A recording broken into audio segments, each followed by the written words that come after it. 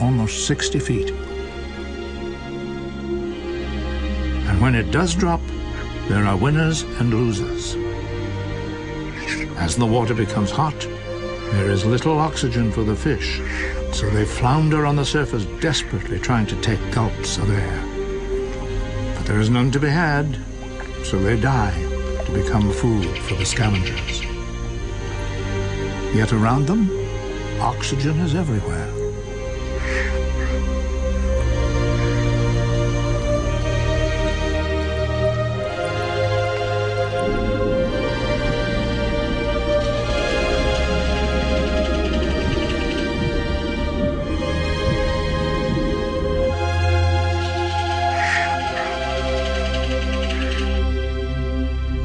Scientists believe that 370 million years ago, the world would have experienced similar shifts in the annual climate.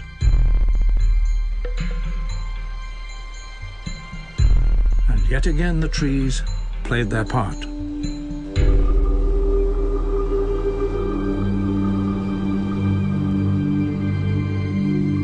While their fallen branches gave shelter, the bacteria contributing to this breakdown consumed oxygen, thus depleting the levels in the water.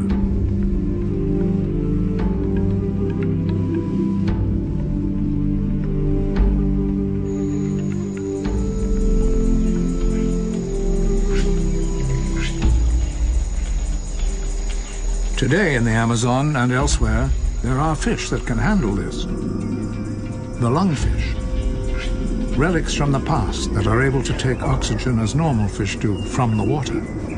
But they can also breathe air. And when the Amazon dries up, this fish will survive, often buried in wet mud, breathing as we do, with lungs.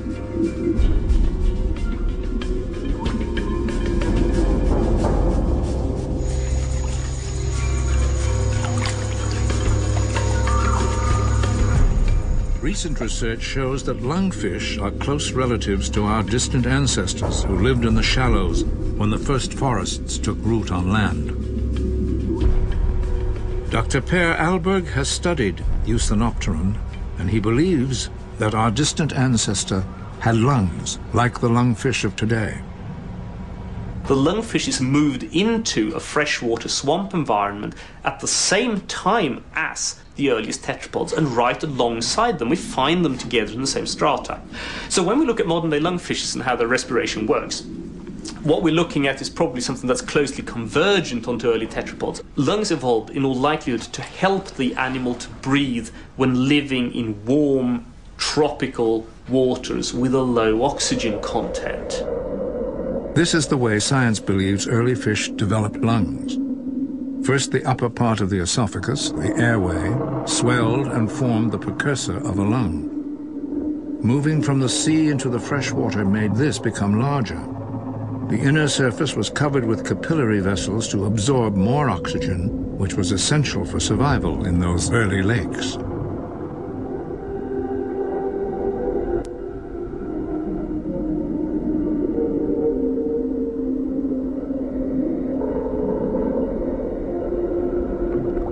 If lungs had not been present in our ancestry, there is no way that our ancestors would have made it to become truly competent terrestrial animals. We would still be flopping around in the shallows today.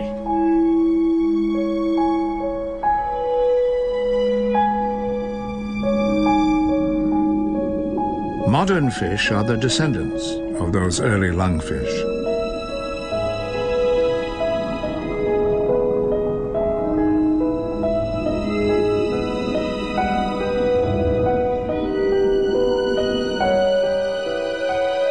But the lung of the modern fish is no longer used for breathing. Instead, it has evolved into an air bladder, which helps it keep its equilibrium when it changes depth in the water. Most of the ancient fish that stayed in the ocean did not develop lungs, so they eventually became extinct.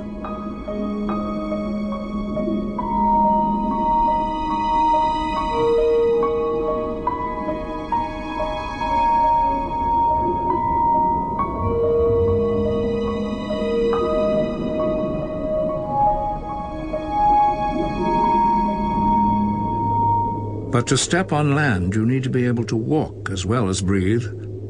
And that was the next challenge to be met on the miracle planet. Muddy streams are as good as anywhere to look for the evidence of those first creatures which began to make the move from water to land.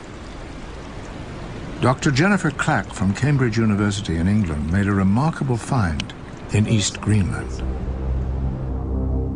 The fossil in this rock has been dated at 360 million years, and it belongs to an early tetrapod, creatures which developed limbs.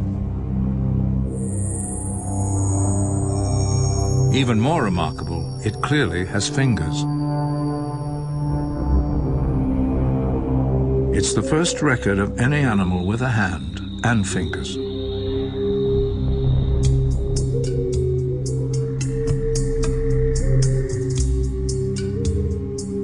The creature is called Acanthostega, and from the fossil, Dr. Clack has made detailed sketches of what she and other experts think the animal looked like.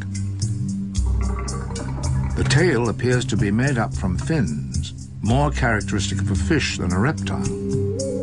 Looks like a fish, except it has limbs rather than fins. But its skull was stronger than the skull of a fish, and she believes it was able to move its neck.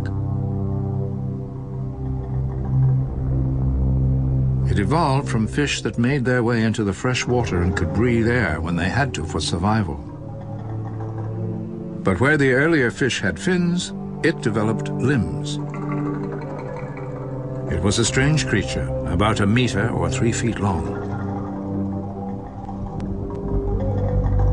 Until now, the fossil evidence had only ever revealed creatures with 5 fingers.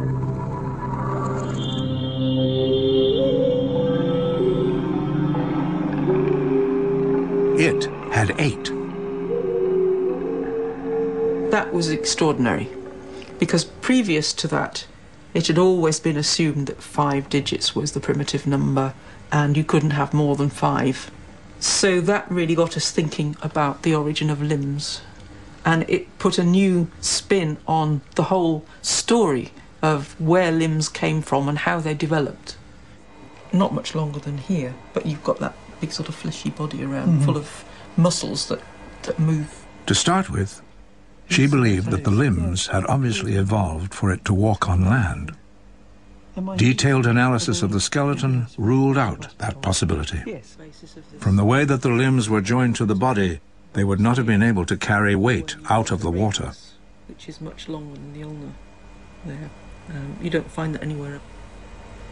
Have them again, not all. So mystery.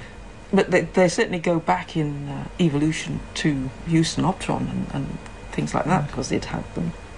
They go back right to the beginning. The humerus and the radius and ulna are fixed at an angle that wouldn't allow the limb to bend like that. The articulations here and here suggest that the arm is carried sideways and that there's no weight-bearing function.